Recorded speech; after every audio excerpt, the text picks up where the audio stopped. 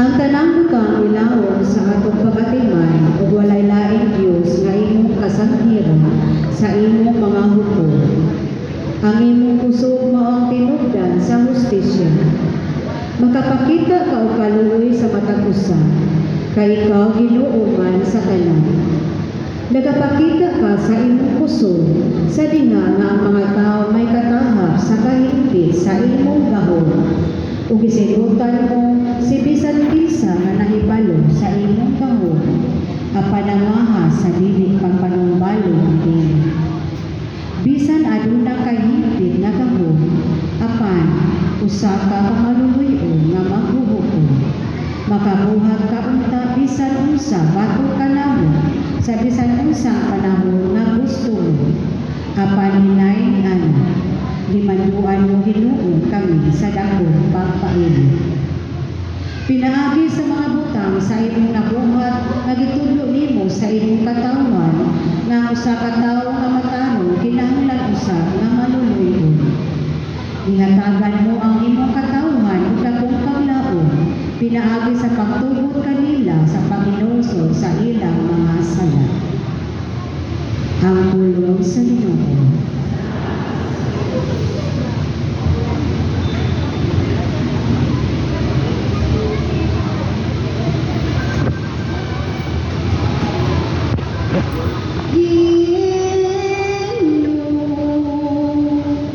Maayo ikaw mapasaylo.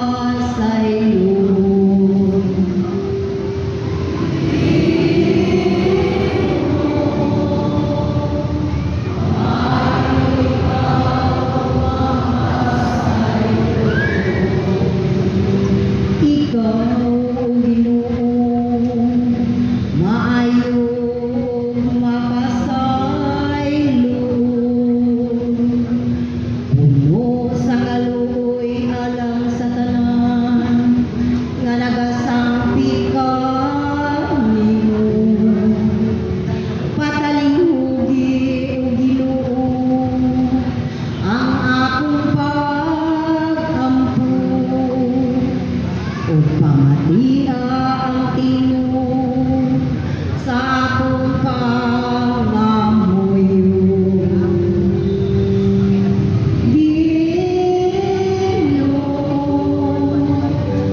Maayo ikaw mapasaylo. Ang tanang mga nasod nga imong gibuhat, moabot kung simba kanimo o Ginoo. Ug maghimaya sa imong ngalan, kay halangdon ka man ug naghimo ka, ug katingalahang mga buhat. Ikaw lamang mao ang Diyos.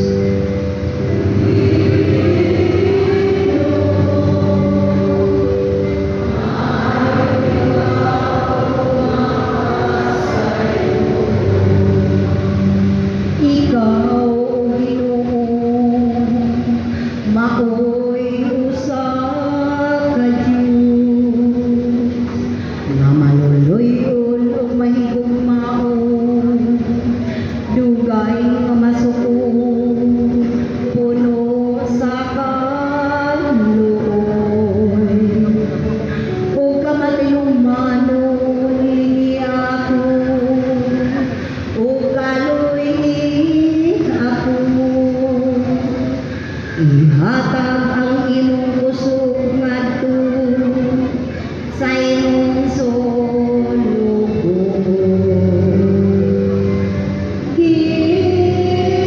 Ginoo,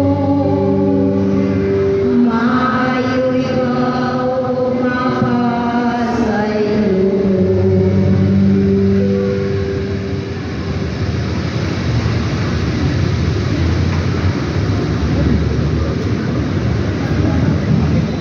Kinutlo, gikan sa sulat ni San Pablo ngadto sa Tagarog. Sa samang pagkaagi sa atong pagkakuya, tabangan kita sa Espiritu, kay wala ang tamasalo.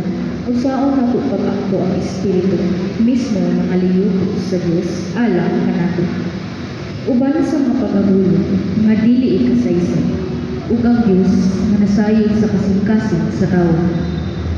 Nasayon unsay ginhuna sa Espiritu, kaya ang Espiritu nakaliyog sa Diyos, alang sa iyang katawhan, sumala sa iyang kabubuton. Ang pulong sa Ginoo.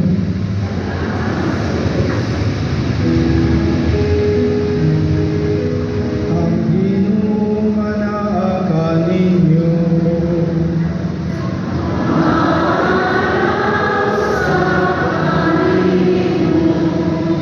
Pagbasa gikan sa Santos nga Ebanghelyo, sumala ni Mateo.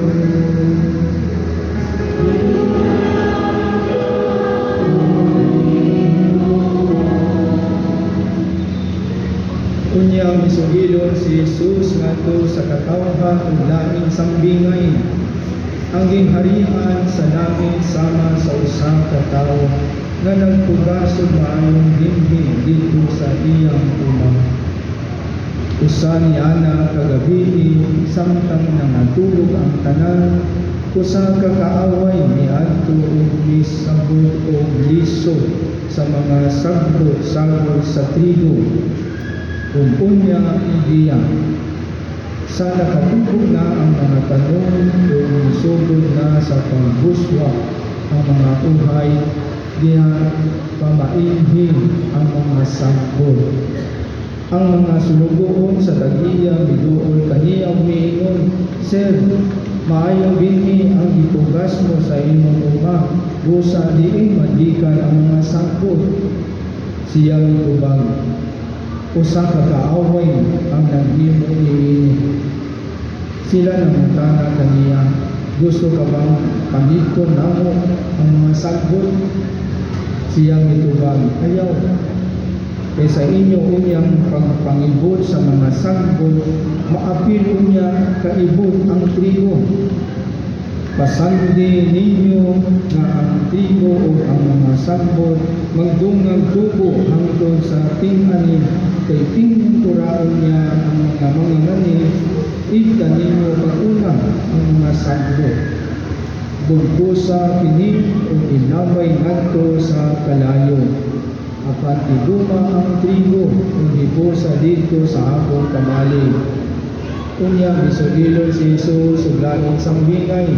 Ang gingharian sa langit sama sa liso sa mustasa. Ang labing gamay sa tanang liso, gikuha kini sa usa ka tawo ug gipugas dito sa iyang uma. Ug sa pagtubo na sa maong binhi, nahimo kini nga labing dako sa tanang kanon. Kini nahimong kahoy o nanugpa ang mga langgam o nagsalag sa iyang mga sanga. Si Jesus ni sugilon na usab kanila og laing sambingay.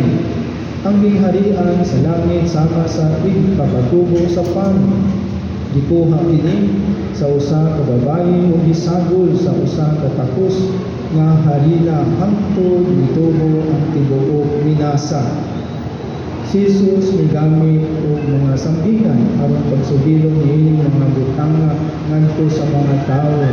Wala sila'y gisulti kanila bisan unsa kundi tinaagig sambingay. Gihimo niya kini aron matuman ang giingon sa propeta. Mogamit ako mga sambingay kung makigsulti ako kanila. Suginan ko silang mga butang na wala pang nahibalui, sukad mabuhat ang kalibutan. Unyang ibiya si Jesus sa mga tao o misulod sa balay. Ang iyang mga tinuan miduol kaniya o miingon, sultihi kami sa kahulugan sa sambingay, mahitungod sa mga sambot sa uma. Si Jesus mitubag, ang tawo na nagpugas sa maayong binhi, mao ang anak sa tawo. Ang uma, mao ang kalibutan. Ang maayong binhi, mao ang mga tawo na sakop sa kingharian. Ang mga sagbot mao ang mga tawo nga sakop sa yawa, ug ang kaaway nga nagsabot sa mga sagbot mao ang yawa. Ang pagpangani mao ang katapusan sa kalibutan, ug ang mga ngani mao ang mga anghel. Maingon nga ang mga sagbot ipuso ug sunugon, mao usab kini ang mahitabo sa katapusan sa kalibutan. Ang anak sa tawo magsugod sa iyang mga anghel sa paghipos gikan sa iyang gingharian sa tanan nga maoy nakaamin sa mga tawo sa pagkakasala. Ingon man ang tanan nga nabuhat og dautan, kung itanggong sila ngadto sa hudno nga nagdilaam. Diin maghilak sila o magkagod ang ilang ngipon. Unya ang katawhan sa Dios mudan-ag sama sa adlaw dito sa gingharian sa ilang amahan. Busa amati tumay galunggan kamo. Ang Ebanghelyo sa Ginoo.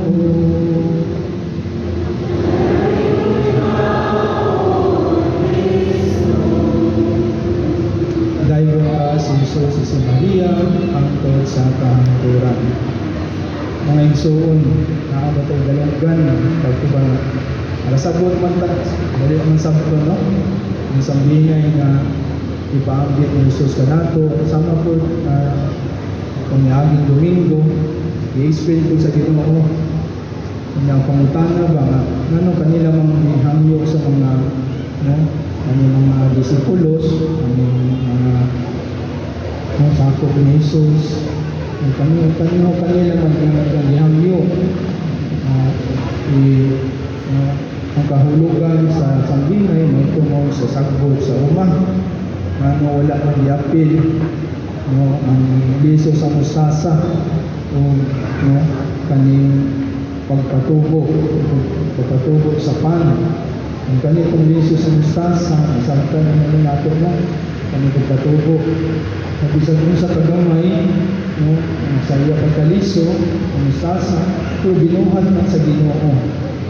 Kung nasayod po ng liso na nagikan siya sa Ginoo sa ito pagibuhat siya sa gugma, kung ang pabilin siya diha sa gugma sa Ginoo, bisag unsa ang gamay, makapahimuot siya sa nabuhat kaniya o daghang malipay sa iyang kinabuhi. Mauna nga, bisan kuno ang mga langgam sa langit, mapuna itong masatan, bisan ang mga mululupyo sa langit, munao, o pahulay sa iyang mga dahon sa iyang mga sanga.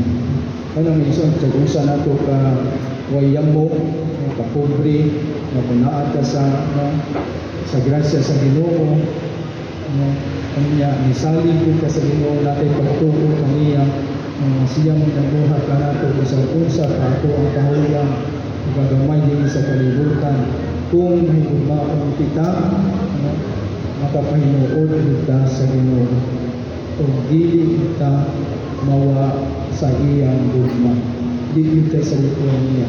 Una nga kung lang po ang gugma niya sa Ginoo niya sa kong kinabuhi daghang malipay ka nato. Kung kita matawag kita nga matarong o mapasayloon kay Ginoo gugmaman sama po sa kanang ipagpatubo sa gamay lang pero ang usa katapos marina daghang yung makakaon na ko na pero masubraan po padre ang tubo sa pan puro sa amin po ang kanak ang pasubraan po ang tibaw ang puno ang kanak magmasa sa pan nasayo na po siya na ako yung measurement nato pasubraan usa katapos na rin usa katapos po patubo pwede ba? Pwede na siya usa katapos na rin usa po katapos na patubo hangin na atong pala wala na sa gamay lang siya sama po sa asin palamig sa sudan di mo po nga usa litro ng tubig usa po maasin. Buwan ang taginamo sa ani.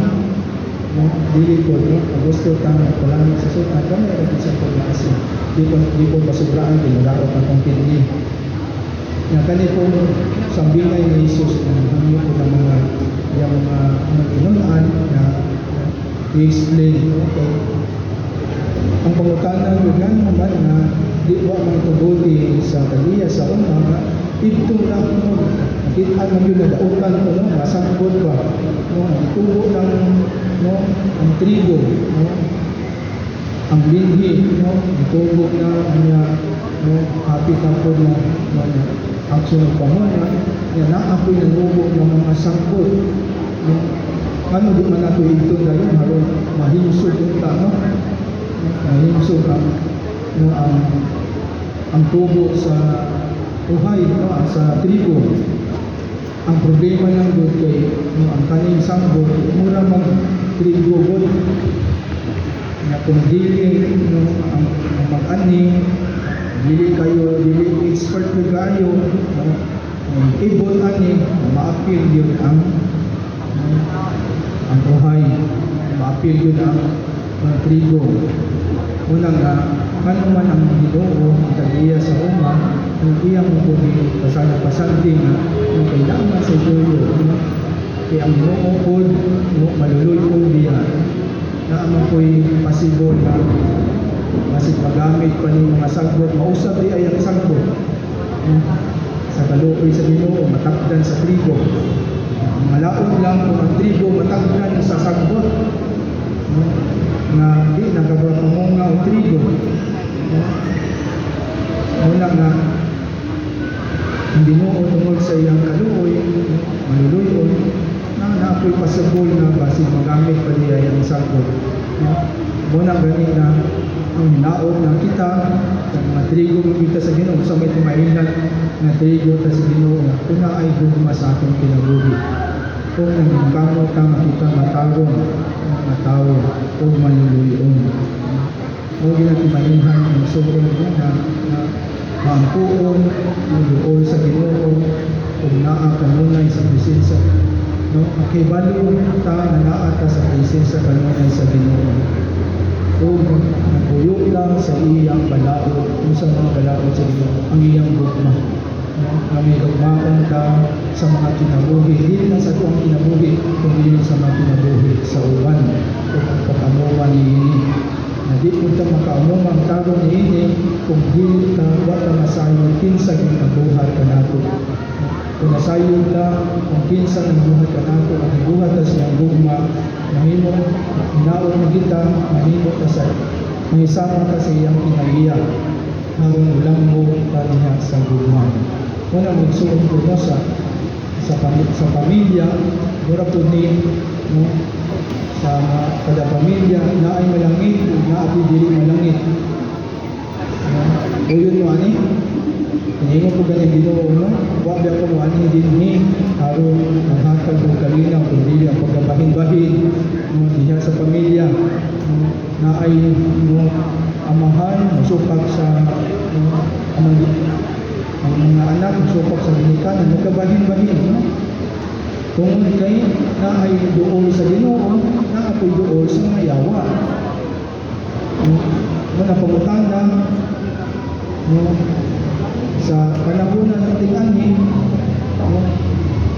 anihon ba ta, harong ibutang ka sa kamali, o isog ba ba ta? Kita na masayo sa ito, ang pinabuhi yun. Kasama ato ang nailhan nato na naata sa Ginoo. Usap ka, pinailang migso niya na may bumaon ka sa mabutang na langitnon o balaan. Tumati pagigugman niya na. Kanya usama na yung pinailan na kita, iyahan ka sa yawa, kung garboso kayo ka, na sa atong kanila, sa atong ganasan, mga masupakon, di ang poong, magpasaylo, si Dumong, si Kasinang, yung mailhan na iyahan ka sa yawa. Mula ang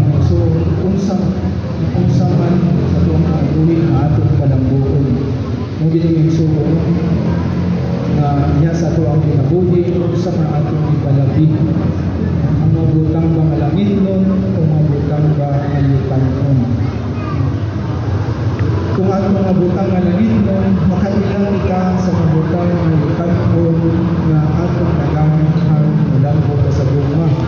Kung ato lang kulabihon, ang mga butang nga ikanpon, mga walay kay balo sa butang nga langit mo, ang kanang butang nga ikanpon makalaglag ka nato.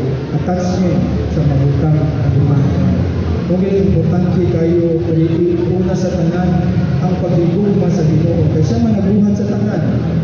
Kung naatay gugma sa Ginoo, masahin ito ang saon paggamit sa mga butang na likanpon. Kaya siya manabuhat niya ang tanan. Masahin ito ang saon paggamit mo ini. Kaya kung ang masahin ito, magsibig kagtigo mo kwanta. May panood sa malayo malita. Ayan, kung ang atong balay sa malita, maalam na lumos mo ginaon sa baka, maalam na hugno mo sa linog, nasa punong akong mansyon sa malita. Asa mo ka kayo na kung yung nagsun, ato po niampo, no? Kaya kita, no, mga tao naman ta, no? Kung gina mo sa mga makasasala na ay may perno, na ay maluwas oy. Ha? No yung wali? Sa mga makasasala, lamang sa mga kawatan, ako'y maluwas na pidili. Sa paglansang ni Jesus, nabi, dua kawatan yung bilansang tinundumani. Yang katong kawatan daw nga, makibawi sa siyang sa yang gawin ko suyan, na wala siya panahon mabuhat o maanong inuhat. Bilansang naman siya. Pero sa iyang pagpangayog pasayo, ang iyang iilang ang pagka-Diyos ni Jesus, ang pagkamaayo niya, ang iyang gidawat siya ginabuhi, kung nanghangit lang siya, na hinungduman na unta siya, naluwas siya. Tungod kay nakaila siya sa gugma sa Ginoo, bisag wala siya sa nagpakasa siya, nagpangalansa siya at pagluwas sa mga nakaila ang katong kawatan. Magaling na murang very strange kayo, no? Bukan ang kawatan. Kami bukan ang kawatan. Ha? Nabukan ang katong kawatan na nangalo pa sa iyo, na kinuso sa iyo sa naluwas. Kung katong kawatan, kung kamo ko maluwas siya, instead na idawat niya si Jesus yung pinapili, nagpasayo na wala. Ang adboy yung sa pangtangon sila dito. Naog sa krus. Kung adboy itong katong naglangsang ni wala. Ang Ginoo dili man siya violent. Doon naman siya.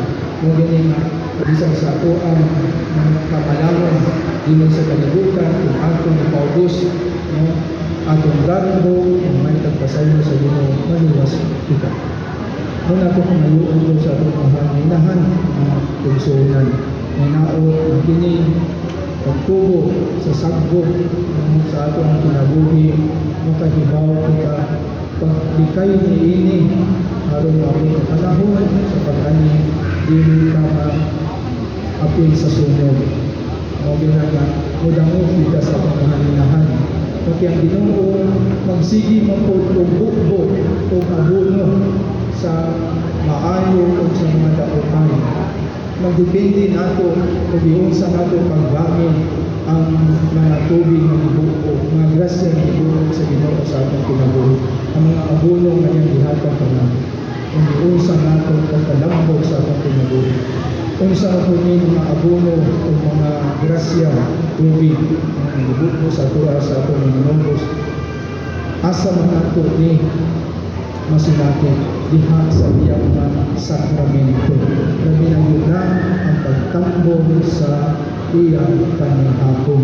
Kaya katapusan na panihapon natong gitawag na misa o mga pag-ampo uban kaniya o mga pag-ampo uban sa atong mahal na inahan. Kaning pag-ampo ni Jesus na naiusa ka sa pag-ampo, labi na yun na sa misa. Kung sa pag-ampo sa atong mahal na inahan, may usap na sa mga pag-ampo, labi na yun sa pag-ampo sa Santo Rosario. Tinawag mo tulambok ng nini, aron ka panahon sa tigani, dili ka sabot. Kung sabot ang ganita, tinawag ka ang mahimo tagmurag mo parahis ba? Parahis, serpuntina, isa pa na, mga sagbot na makatabang mo sa hill, isa pa na ang mga sambag-sambag, tangad, tinawag na dili kang nasagbot na dautan ng kagmay ng daw sa pinabuhi sa hanggang. Kung nasagbot ng langita, tinawag na kita kaayon kita sa ato ang mga isig kaingon. Inaamay ko'y pasibol na kay Ginoo, posible na siya ang tanan na nagsuong sa mga sa ato kahuyang o kasasala ang Ginoo mapasayuron, maluluyon. Gani daot ka kaniya, ugad siyang mahalinahan, aron ulang ito sa gugma sa Diyos. Dahil ka si Jesus si Maria, hangtod sa kahanturan. Ngayon suon, manindog ka o atong katuhon, ang atong pagtuhon. Nagatuo kami sa usa ka Diyos, ang Amahan, ang magkagagamon sa tanan, magbubuhat sa langit o sa yuta, kung sa tanan mga makita o dili makita. Nagatuo kami sa usa ka Ginoo, si Jesucristo, ang bugtong anak sa Diyos, di anak sa Amahan, sa wala pa'y katuigan. Diyos gikan sa Diyos, kahayag gikan sa kahayag, matuod na Diyos gikan sa Diyos nga matuod. Di anak dili binuhat, usab ni Maria sa Amahan. Pinaagi kaniya na nahimo ang tanan. Tungod kanatong mga tao ug anang sa atong kaluwasan, ni kanaog siya gikan sa langit. Sa lalat sa Espiritu Santo, nahimok siya nga may lawas gikan ni Maria maulang o nahimong tao. Tungod kanato, dinansang siya sa krus sa sulod ni Poncio Pilato. Nag-anto siya mamatay o nilubong. Sa katulong adlaw, nabanhaw siya aron matuman ang kasulatan. Misaka siya sa langit o nagalingkod sa tuo sa mahal. Ubalik siya ng manayaon aron nagkagutom sa mga buhi o sa mga namatay. Walang iyang ginharian, walay katapusan. Nagatuo kami sa Espiritu Santo, ang Ginoo ang manghahatag sa kinabuhi. Nagagikan siya sa Amahan o sa Anak, dungan sa Amahan o sa Anak, gisimba siya o gihimaya o gisulti kinaagi sa mga propeta. Nagatuo kami sa usa, santos, katoliko, apostoliko nga simbahan. Nagaila kami sa usa ka bunyag alang sa kapasayloan sa mga sala. Nagapaabot kami sa pagkabanhaw sa mga minatay o sa kinabuhi sa maabot na kalibutan. Amen.